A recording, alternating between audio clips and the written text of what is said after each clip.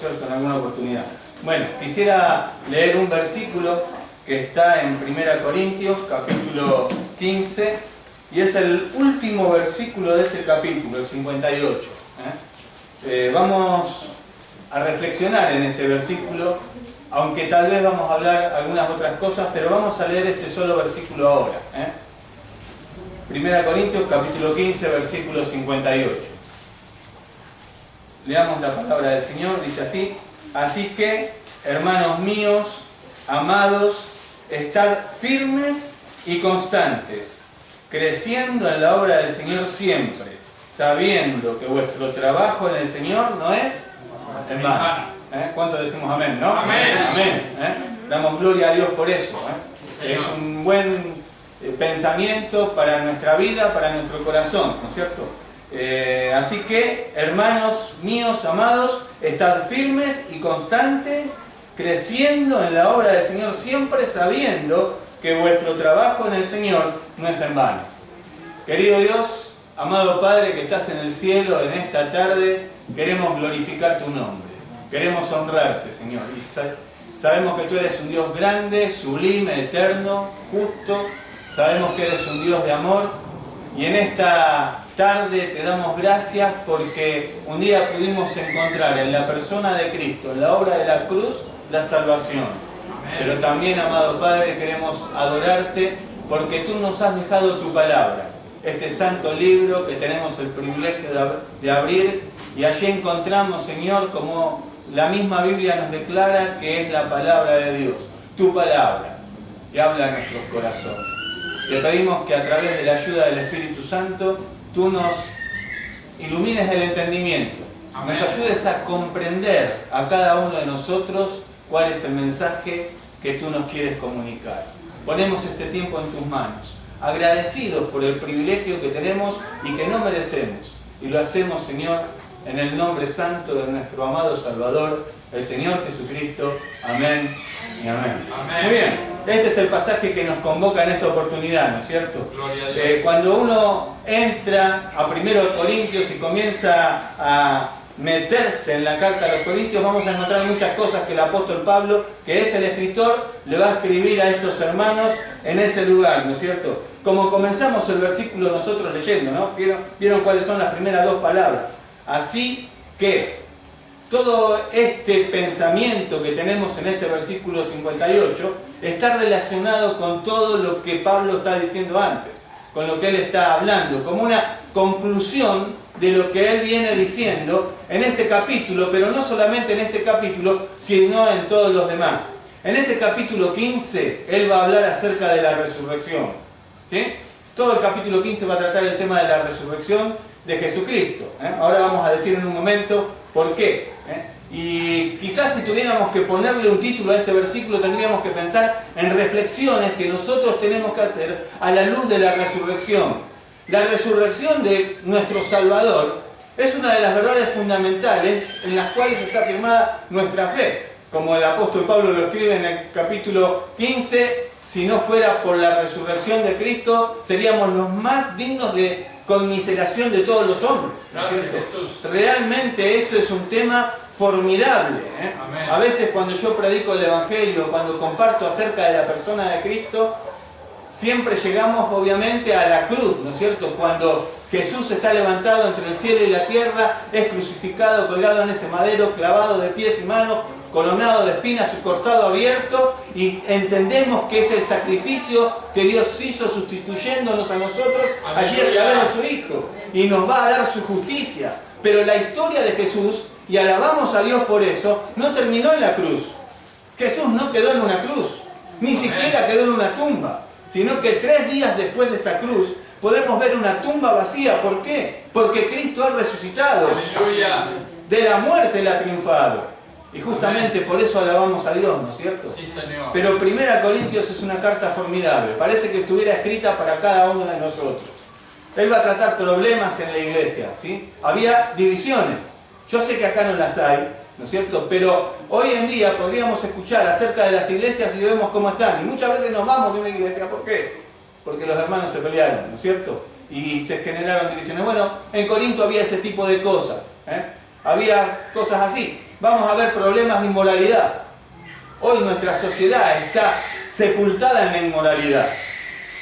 Lo que antes era malo ahora es bueno. Y si vos decís algo bueno o querés hablar de moralidad, las personas te miran como diciendo, hermano, usted está loco, ¿no es cierto? ¿Cómo va a decir que es un hombre para una mujer y una mujer para un hombre en el matrimonio? Y tenemos cosas así en nuestra sociedad moderna, ¿no es cierto? Va a haber problemas en la cena del Señor. Va a haber problemas con los dones espirituales, capítulo 12. Pablo tiene que enseñar, describir los dones espirituales, definirlos, enseñarles cómo funcionan en el cuerpo de Cristo, decirles que, capítulo 13, esos dones espirituales deben ser utilizados en amor. Capítulo 14 sobresale una palabra, ¿no es cierto? Edificación de la iglesia. Que esos dones deben ser para edificación de la iglesia. Y el capítulo 15 justamente tenían problemas con la resurrección de los muertos, con la resurrección del Señor Jesucristo. Había hermanos que habían llegado a la congregación con la falsa enseñanza de que no había resurrección, ya sea por los filósofos de aquel tiempo, ya sea por algunas enseñanzas erradas del cristianismo, pero habían llegado hermanos que por el gnosticismo de aquel tiempo decían que no había resurrección. Claro, ellos divorciaban lo espiritual de lo material, decían que lo espiritual era todo bueno y lo material era todo malo, ¿no es cierto? Y ahí estaba el pecado, estaba todo lo demás, lo llevaba a pecar y a la carne. Entonces lo bueno era lo espiritual. No podía ser que aquel que era el Hijo de Dios viviera en carne y viniera en carne. Como dice el apóstol Juan, ¿no es cierto? Obviamente tenemos que creer que Jesús vino en carne, ¿no es cierto? Es una característica de aquellos que hemos confiado en la fe, ¿no es cierto? Por la fe en nuestro Señor Jesucristo. Pero bueno, tenían problemas con la resurrección. Entonces, Pablo va a escribir este capítulo 15 para explicarle a los hermanos de Corinto el significado profundo que tenía la resurrección para cada uno de ellos, y es obviamente la resurrección un tema fundamental de nuestra fe, por lo que ya dijimos, ¿no? El Cristo en el cual nosotros confiamos, el Jesús en el cual nosotros hemos creído, no quedó en una tumba. Podemos ir a cualquiera de las tumbas. Cuando yo me muera pueden ir a mi tumba y ahí van a estar mis huesos. Podemos ir a la tumba de Mahoma y ahí vamos a encontrar los huesos de Mahoma. Podemos ir a la tumba de cualquier hombre de renombre de este mundo que ha pasado por la historia de nuestro planeta y encontraríamos en esa tumba sus huesos. Pero ¿saben? Cristo ha resucitado. Si tuviéramos el privilegio de llegar a la tumba de nuestro amado Salvador, encontraríamos una tumba vacía. Gloria a Dios. Porque el Cristo en el cual nosotros hemos confiado es un Jesús que vive y permanece para siempre. Amén. Y es garantía de nuestra futura resurrección. Porque sabemos que un día aquellos que morimos vamos a resucitar para encontrarnos con nuestro Salvador. Amén. Y aquellos que están vivos van a ser llevados, ¿no es cierto?, a ver el glorioso Salvador. Amén. Y les digo que eso es lo maravilloso del cielo. Gloria a Dios. Que un día vamos a estar con nuestro Señor por toda la eternidad. Aleluya. A veces nos gusta pensar, y bueno, tenemos la idea, a veces por el contexto cristiano de donde venimos, las calles de oro, las mansiones celestiales, pero lo más maravilloso de todo, en la eternidad, va a ser nuestro amado Salvador. Sí, Señor. Vamos a estar cautivados por su presencia, Gloria a Dios, por su persona, y la verdad que vamos a estar conmovidos por eso. Y la resurrección nos lleva a pensar en eso. Y bueno, es así que nos introduce en todo eso, ¿no es cierto? Y cuando pensamos en reflexiones a la luz de la resurrección, tenemos que reflexionar en cuanto a las personas, ¿no es cierto? Ya hablamos de la persona de nuestro glorioso Salvador, y Él llega a nuestras vidas y realmente las transforma. Creo que todos nosotros podríamos dar testimonio de eso, ¿no es cierto? Hoy estamos acá y espero que estés con la expectativa, y yo siempre digo, no es tan importante lo que yo tenga para decir. La verdad que si viniste a escucharme a mí, vas a salir desilusionado. Acá lo importante es lo que dice la palabra de Dios. Amén. Y lo que Dios tiene para decirnos a cada uno de nosotros. En lo profundo de nuestro corazón, es Dios que quiere hablarnos y a través de su Espíritu Santo convencernos, como dice Juan 14, de pecado, de justicia y de juicio. Es el Espíritu Santo nuestro Maestro y aquel que nos recordará todas las cosas que enseñó el Señor y aquel que nos va a guiar a toda verdad. Así que eso es lo que Dios hace a través de su palabra. Y espero que hoy estés deseoso No de escucharme a mí, sino de escuchar lo que Dios tiene que decir a cada uno de nuestros corazones. Entonces tenemos que hablar de personas comunes y corrientes, como usted y como yo. Como decía el pastor Darío, personas que nos equivocamos, fallamos, porque somos pecadores. Estamos siendo transformados y Dios no ha terminado en nosotros la obra. ¿Se acuerdan lo que dice la palabra del Señor, no es cierto? Porque somos hechura suya, creados en Cristo Jesús para buenas obras, las cuales Dios preparó de antemano para que anduviésemos en ellas. Amén. Pero somos hechura suya. ¿Sabés qué significa eso? Que Dios todavía está trabajando en nuestra vida. Somos la obra incompleta, inconclusa de Dios, y Él día a día sigue trabajando en nuestras vidas. Y lo hace a través de la palabra de Dios, de su palabra, y en el poder del Espíritu Santo, que actúa poderosamente en nosotros los creyentes. Así que es maravilloso. Pero es así que nos introduce a ver eso, ¿no es cierto? Personas. Y Él dirige a hermanos. Y Él les dice así, ¿no? Hermanos míos, ¿cómo? Amados, ¿no? ¿Cómo nos cuesta decir esa palabra? Aleluya. Que somos amados. Él le va a decir allí, hermanos míos, eso marca una relación profunda. ¿Cuántos tenemos hermanos? Son todos hijos únicos. Bueno, no creo que todos sean hijos únicos, ¿no? Tenemos hermanos y como hermanos, ¿aprecian a sus hermanos? ¿Los aman? ¿Sí? Espero que sí.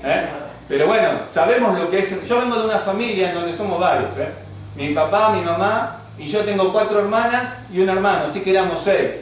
Y saben lo que es eso. Los que tienen una familia numerosa saben lo que significa la convivencia, ¿no es cierto? ¿Por qué me tocaron lo mío? ¿Por qué sacaron esto? ¿Por qué no tenés intimidad en ningún lado? Y a veces ni en el baño, para decirlo con claridad. Pero bueno, cuando vivís en una casa con mucha gente, sabemos lo que cuesta toda la convivencia. Pero hay una relación profunda. A veces queremos negar a algún hermano, ¿no? Y decimos, yo he escuchado entre hermanos, y a veces yo lo hago también, decimos, no, che, mirá lo que dijo tu hermano, hablándole a otro hermano, ¿no es cierto? No, como si fuera el hermano de él y no fuera el mío, sino todos hermanos, ¿no es cierto? Y a veces hacemos así, ¿no? Tenemos esas cosas en nuestras vidas, pero hay una relación que no podemos negar.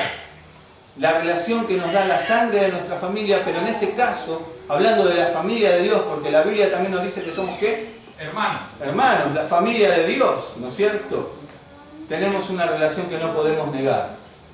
Nos une la sangre de Cristo, derramada en aquella cruz en el Calvario, que nos ha rescatado, nos ha redimido de nuestros pecados, y aún el apóstol Pablo va a decir, nos ha rescatado de aquella vana manera de vivir. Y vivimos hoy una vida nueva. Espero que sea verdad. ¿Cuántos dicen amén? Amén. Bueno, bien. Ahí me siento más acompañado, ¿no es cierto? Vivimos hoy en novedad de vida, en una vida nueva, ¿no es cierto? Pero hay una relación que no podemos disolver.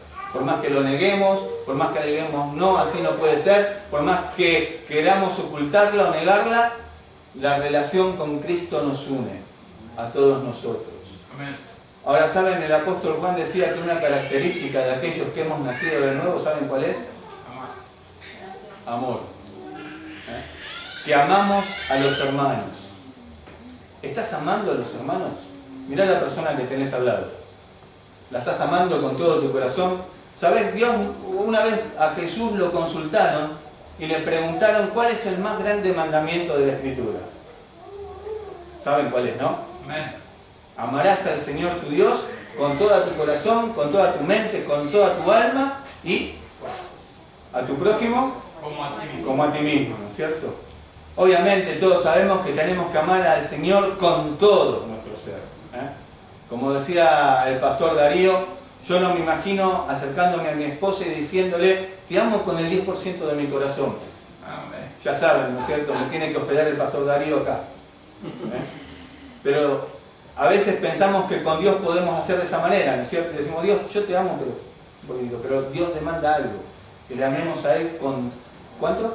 Todo nuestro corazón. Qué fácil, ¿no? Parece que las demandas de Dios para nosotros humanamente son inalcanzables, y justamente es así. Amén. Necesitamos, ¿saben de qué? De su gracia.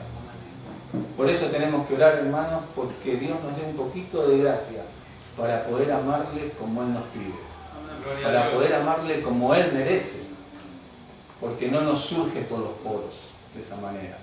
Pero también, ¿no es cierto?, dice que debemos amar a nuestro prójimo como A nosotros mismos. como a nosotros mismos. Y amás a la persona que tenés a tu lado como vos mismo. Qué momento, ¿no? Cuando uno piensa en estas verdades de la palabra de Dios. Pero él va a decir, bueno, hermanos míos, amados. Y esa es la relación que tiene que unirnos a todos nosotros. ¿No es cierto? Es la relación que le unía a Pablo con aquellos que habían sido rescatados por la obra salvadora de Dios a través de la persona de Jesucristo. Era la unión que había entre ellos, ¿no es cierto? De ser hermanables, ¿no es cierto? Así que podríamos pensar en personas, pero Pablo comienza este capítulo siendo bien claro con respecto, bueno, va a hablar de algunas personas, ¿no es cierto? Pero él comienza definiendo para las personas cuál era su mensaje. Miren los primeros versículos que tenemos en esta carta, en el capítulo 15. Dice, además os declaro, hermanos, el evangelio que os he predicado, el cual también recibisteis, en el cual también perseveráis, ¿no es cierto? Podríamos hablar de constancia ahí, pero no lo vamos a hacer ahora. Por el cual, asimismo, si retenéis la palabra que os he predicado, sois salvos, si no creísteis que en vano, ¿no es cierto? Parecen durísimas estas palabras, ¿no? Parece que no hay gris, o es blanco o es negro. Porque primeramente os he enseñado lo que asimismo recibí, que Cristo murió por nuestros pecados conforme a la Escritura, ¿no es cierto? Y que fue sepultado y que resucitó el tercer día conforme a las Escrituras. Y después va a empezar a hablar de personas, ¿no es cierto? Amén. Pero ese es el mensaje, que Cristo murió por nuestros pecados. Pero no era porque Pablo lo pensaba, no era porque a Pablo se le ocurrió. Eso era conforme a las Escrituras, era porque la palabra de Dios lo decía. Y Jesús murió por nuestros pecados, por tu pecado y por el mío allí en la cruz del Calvario, por los pecados pasados, por los pecados que cometemos hoy, y nos va a librar del pecado cuando estemos en la gloria para siempre. Pero Jesús murió por nuestros pecados, tomó nuestro lugar en esa cruz, salvándonos de nuestros pecados y, saben, más allá de eso, salvándonos de la ira de Dios. Porque sobre aquellos que son pecadores, que no se han arrepentido de sus pecados, la palabra de Dios dice que la ira de Dios está sobre ellos, ¿no es cierto? Así que bueno, eso es lo que él predicó, y que fue sepultado y que resucitó al tercer día conforme a las Escrituras. La palabra de Dios nos dice que Jesús resucitó 3 días después de esa cruz. Podemos hablar de un Jesucristo vivo y verdadero, y eso es lo que Pablo predicaba. Y la resurrección de nuestro amado Salvador es una parte fundamental de nuestra fe. Y él lo va a explicar después ahí. Pero como cualquier hecho, ¿no es cierto? Y él va a demostrar en este capítulo justamente la importancia de la resurrección. Y ese último versículo nos hace reflexionar a la luz de la resurrección a cada uno de nosotros. Pero cuando vemos allí, él va a hablar de muchos testigos, ¿no es cierto? Él va a decir, hablar de personas, ahora que estamos hablando de personas, de carne y hueso. Ahora, si nosotros tuviéramos que demostrar un hecho científico, por ejemplo, que el jamón flota en el agua caliente, ¿qué tendríamos que hacer? Calentar el agua. Calentamos el agua, traemos acá una olla, calentamos el agua, metemos un jamón y vemos que flota, o que se hunde, no sé. Pero vemos lo que pasa.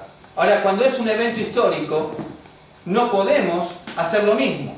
No podemos repetirlo para ver qué es lo que pasa. Entonces se demuestran a través de testigos. Y él va a presentar una cantidad de testigos. Fíjense, dice que lo que él predicaba, ¿cuál era el mensaje? ¿No? Que Cristo resucitó al tercer día conforme a las Escrituras. Y que apareció a Cefas, después a los 12, después apareció a más de 500 hermanos a la vez, de los cuales muchos viven hoy, muchos viven aún, y otros ya duermen. Después apareció a Jacobo, después a todos los apóstoles, y al último de todos, como a un abortivo, me apareció a mí, porque yo soy el más pequeño de los apóstoles, que no soy digno de ser llamado apóstol, porque perseguía a la iglesia de Dios. Pero por la gracia de Dios, soy lo que soy, y su gracia no ha sido en vano para conmigo. Antes he trabajado más que todos ellos, pero no yo, sino la gracia de Dios conmigo. Aleluya.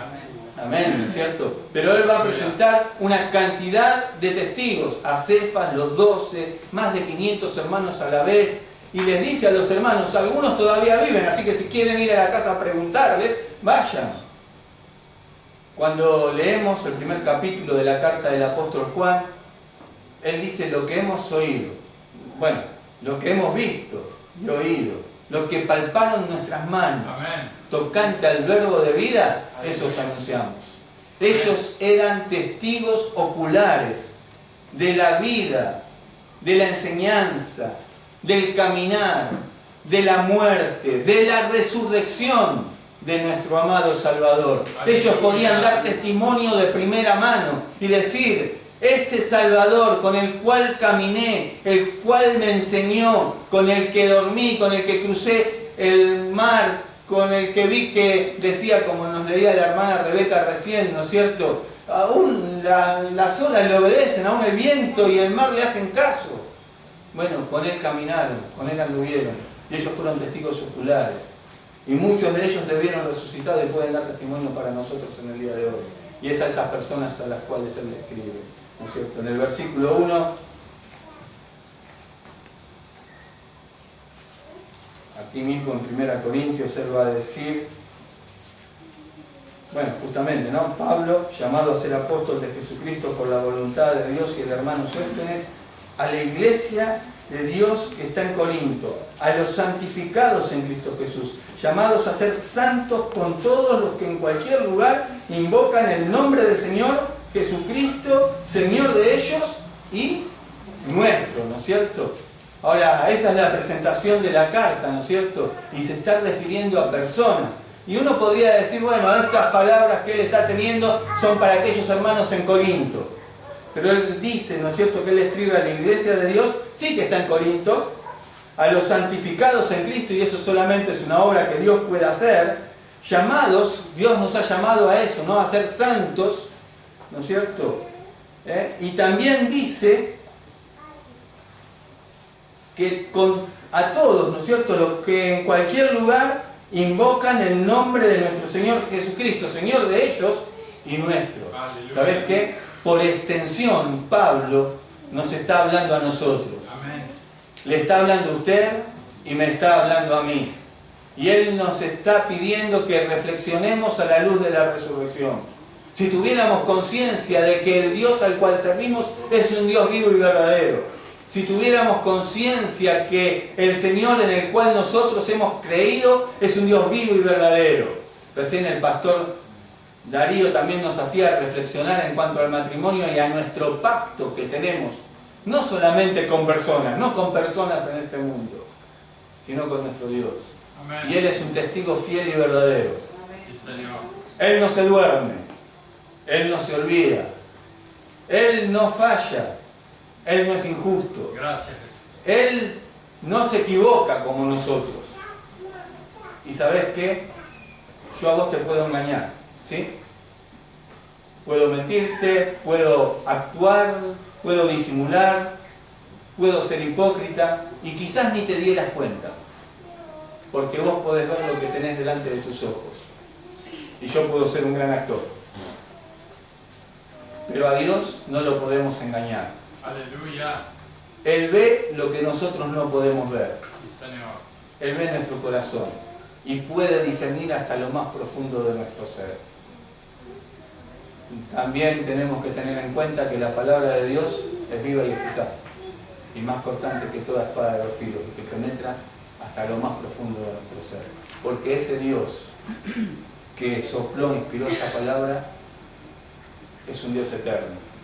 Y es un Dios que ve más allá de lo que nosotros podemos ver. Él ve el corazón. Y espero que hoy en esta tarde estemos adorando con todo nuestro corazón. Espero que hoy, como personas comunes y corrientes que somos, podamos quebrantar nuestro corazón delante de nuestro Señor y decirle con toda honestidad: Señor, te amo. Señor, estoy dispuesto. Si no lo sentís así, o si no pasa nada en nuestras vidas, o en tu vida, o en la mía, clamar a Dios por misericordia, para que Él nos dé un poquito de su gracia, para que podamos palpar la realidad de que nuestro Cristo es vivo y verdadero.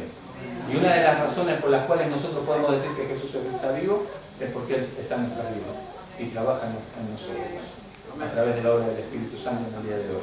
Pero en segundo lugar, No fue mentira que le dije al pastor Darío que iba a hablar 2 horas, No, mentira. En segundo lugar, dice él, estar firmes y constantes. Ahí tenés agua, Jorge. Abajo. Muchísimas gracias.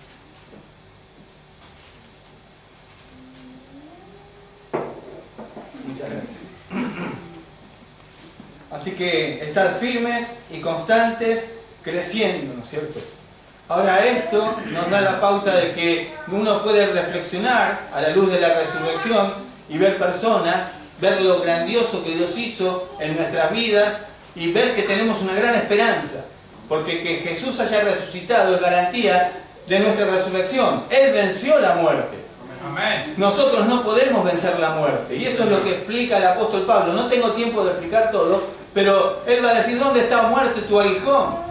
Él venció a la muerte. Jesús venció a la muerte. Si Jesucristo no hubiera resucitado, en vana es nuestra predicación, dice él. Somos los más dignos de conmiseración de todos los hombres. No tenemos esperanza. Pero, gloria a Dios, Cristo ha resucitado. Amén. De la muerte le ha triunfado. Se levantó y está a la diestra del Padre. Eso es maravilloso. Por eso nosotros hoy podemos dar gracias a Dios. Pero lo otro que podemos reflexionar a la luz de la resurrección es que Dios tiene un propósito. Dios ha rescatado personas. Y personas podemos dar testimonio de la realidad de nuestro Dios a través de la palabra de Dios. Y aquellos que nos precedieron dan testimonio y han dado testimonio inclusive con sus vidas. Porque cada uno de los apóstoles murió de una forma violenta, ¿no es cierto? Salvo Juan, que fue zafando hasta que murió de viejo en la isla de Patmos. Pero, ¿sabes? Hubieran muerto por una mentira. Pero, sin embargo, podían dar testimonio de la resurrección. Así que tenemos allí a los hermanos y bueno, podemos reflexionar, ¿no es cierto? Ahora él les dice, estar firmes y constantes. Ahora, cuando utiliza la palabra estar, ¿qué es? ¿Una opción? No hay opción. Bueno, hermanos, si ustedes quieren, estén firmes, si no, hagan la suya. Es imperativa. Es imperativo, ¿no es cierto? Y en tal caso, si fuera un gerundio para los que están estudiando en la escuela, sería un acto constante, ¿no es cierto? Pero es una palabra en imperativo, significa que es una orden. Y en el peor de los casos, sería un mandato constante. Debo estar constantemente firme. Y eso es lo que significa esta palabra, ¿no es cierto? Alguien que está inamovible. Alguien que está bien firme, cimentado, arraigado, aferrado a algo. Y en este caso, al Evangelio, a la persona de Cristo. A veces solemos contar una historia para los chicos de la escuela dominical o de la clase bíblica, ¿no es cierto? Que tienen casi todas las iglesias, no sé acá cómo funciona, pero le enseñamos a los niños, ¿no es cierto? Y se acuerdan, y hasta hay canciones que cantamos con los chicos que hablan de los dos constructores que edificaron una casa, uno sobre la arena y el otro sobre la roca. Conocemos, ¿no es cierto?, la historia. Y todos sabemos lo que pasó con esas dos casas, ¿no? La que estaba construida sobre la arena, ¿qué pasó? Se cayó. Vino la tormenta y se cayó. La que estaba construida sobre la roca permaneció, ¿no es cierto? Ahora, ¿qué hizo falta para que porque la historia podría ser una historia normal, común y corriente, ¿no? Pero ¿qué hizo falta para que supiéramos cuál estaba firme sobre la roca? Si no hubiera tormenta, no lo hubiéramos sabido nunca, ¿no? Amén. Ahora, eso es lo que hacen las pruebas y las tribulaciones en nuestras propias vidas, ¿no? Nos muestran sobre qué estamos afirmados, sobre qué estamos arraigados. Ahora, justamente si estamos afirmados sobre la roca de nuestra salvación, que es Jesús, sobre el Evangelio, sobre la palabra de Dios, viene la tormenta, vienen las tribulaciones y vamos a estar firmes ahí. Aleluya. Así que bueno, Él les dice, estad firmes y constantes. Es una acción que se tiene que extender en el tiempo, ¿no es cierto? No es, bueno, estoy firme hoy y mañana ya no estoy. Firmes y constantes. Por alguna razón, estas dos palabras están unidas con unir, ¿no es cierto? Así que debo estar cimentado, debo estar constante, y creo que si son como yo, una de las cosas que más nos cuestan, ¿saben qué es? Ser constantes. ¿No conocieron a veces gente que empieza un montón de cosas y nunca termina nada? ¿Saben por qué es? Porque no somos constantes. Nunca se dieron cuenta de que hay gente que va por un lado, va por el otro, y nunca se establece en ningún lado. ¿Por qué? Porque no somos constantes. Porque queremos que todo sea como nosotros decimos, o como nosotros pensamos, o como nosotros queremos. Y muchas veces nos impide eso, ser constantes. Ahora, a la luz de la resurrección, algo que nosotros tenemos que reflexionar es que somos personas comunes y corrientes, rescatados por un Salvador glorioso. Y también tenemos que reflexionar que Dios tiene un propósito, ¿no es cierto?, para nuestras vidas. Y Él nos está demandando a nosotros firmeza y constancia. Y fíjense en qué va a decir después, creciendo. Es algo que va en aumento. A veces es lamentable pensar en algunos hermanos en algunas iglesias, no habla de acá, yo sé que acá no pasa nada de esto que estoy diciendo, pero a veces, viste, que ves un hermano que tiene, bueno, recién hablábamos con el pastor Darío, ¿cuánto hace que nos conocemos? Yo no estoy seguro, pero sí, ya hace como 10 años y por ahí un poquitito más, ¿no es cierto? O menos, pero por ahí andamos. Pero viste que a veces conoces a algún hermano en la iglesia que por ahí tiene 1 año, 2 años, 10 años, 15 años, 20 años, 50 años en la fe. Y lo ves todavía comportarse como un niño. ¿No les ha pasado? Aleluya. Y a veces ves personas que parece que tienen, bueno, 57 años yo tengo, ¿no es cierto? Y a veces alguien me dice, che, pero te comportás, parece que tuvieras 5. Viste que a veces hacemos cosas de 5 años, ¿no es cierto? Y bueno, parece que es incompatible, ¿no? Y a veces en la iglesia pasa, decís, este hermano no madura más. Y hasta decimos, bueno, lo desahuciamos. Ahora, qué triste, ¿no? Que no maduremos en las cosas del Señor. Pero bueno, ese es el desafío de la palabra de Dios para nosotros, creciendo en la obra del Señor. Ahora, ¿cuándo? ¿Algunas veces? Siempre.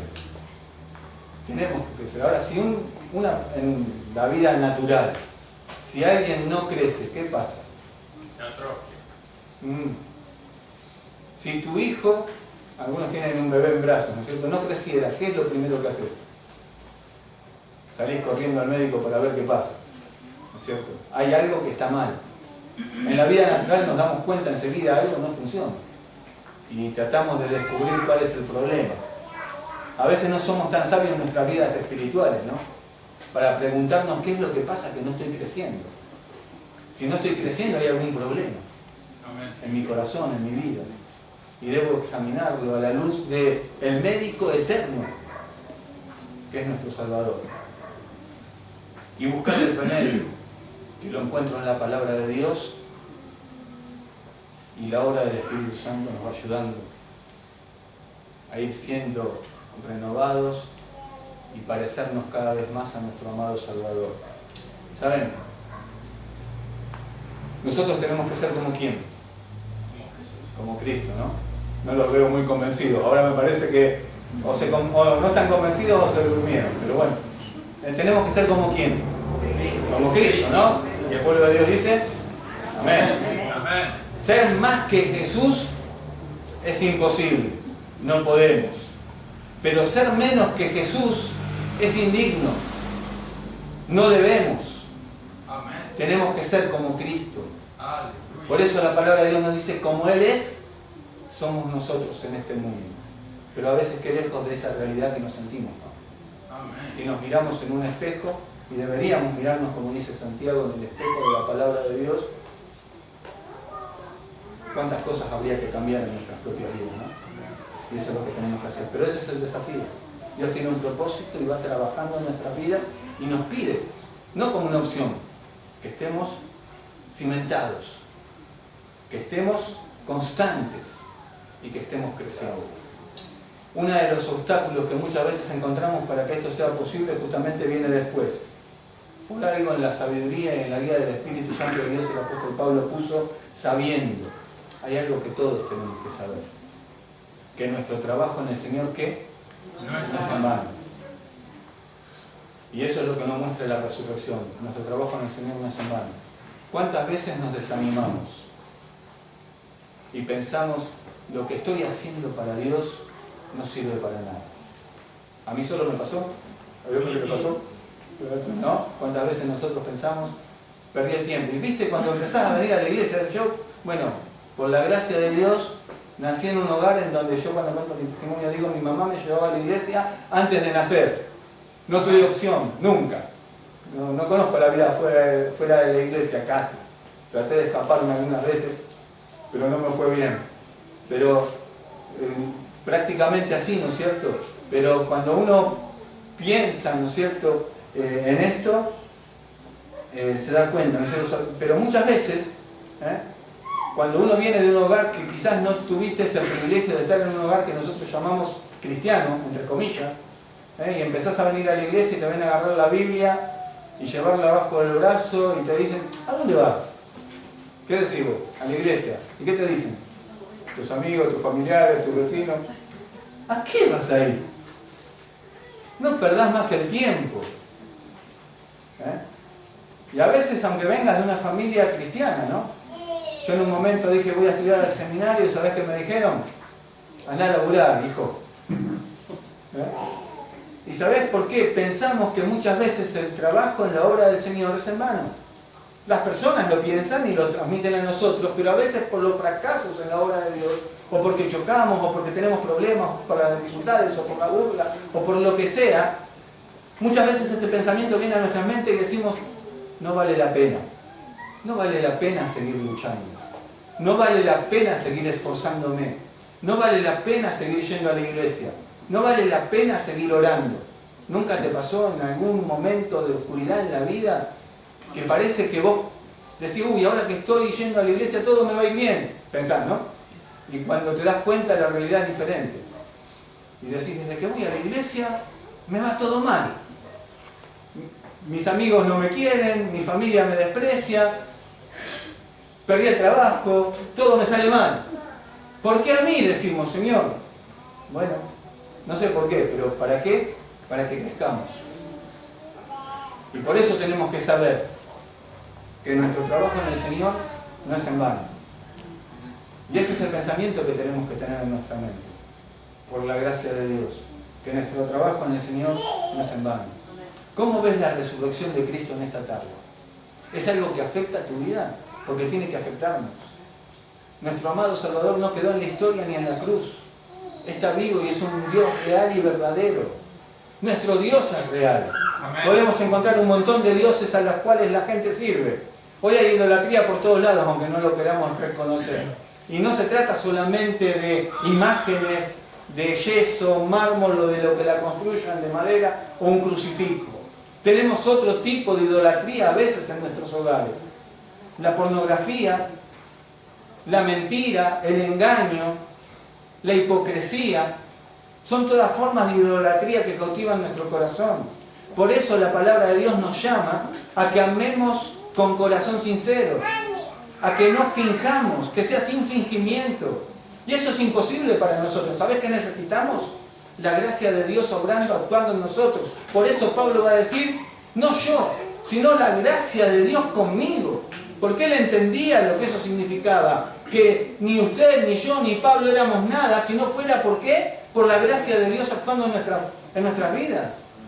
Somos insignificantes y deberíamos pensar como Pablo, el más insignificante de todos, como a un abortivo.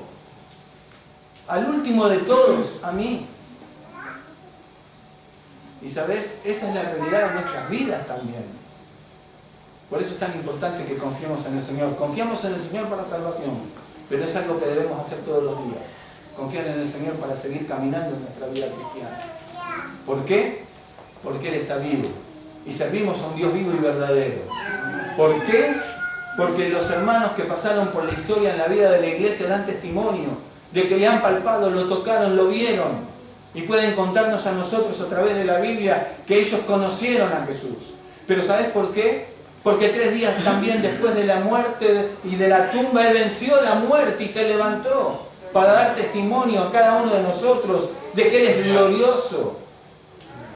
Que aquel verbo, como dice Juan, estuvo entre nosotros y vimos su gloria como del unigénito del Padre, lleno de gracia y de verdad. Y ese es nuestro Jesús al cual nosotros hoy debemos adorarle de todo corazón, estando firmes, constantes y creciendo. Y no nos desanimemos, no es en vano, vale la pena. Porque un día el Señor va a decir: entra en mi gozo, buen siervo y fiel. Sobre el poco has sido fiel, sobre mucho te pondré. Y el pueblo de Dios dice: Amén. Gloria a Dios. Vamos a orar.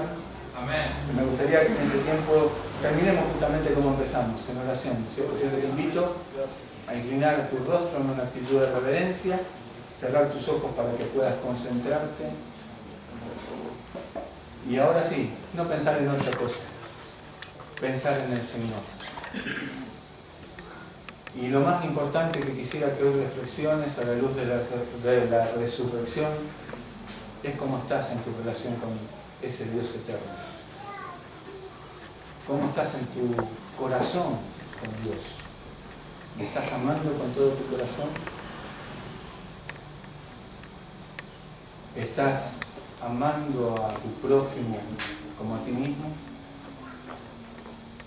¿Estás humillado de corazón ante la persona gloriosa de Cristo? ¿Qué hay allí adentro?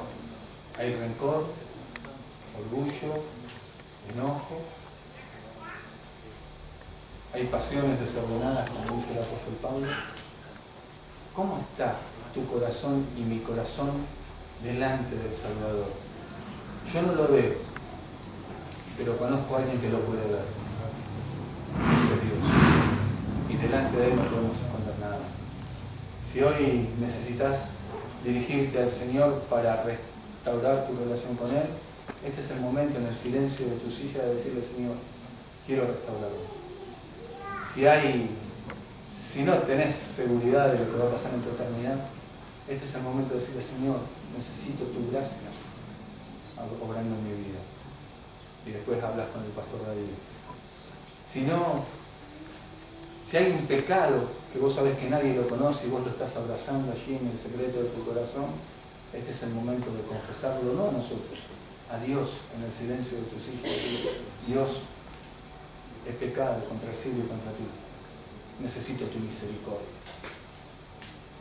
Amado Dios, misericordioso Padre, en esta tarde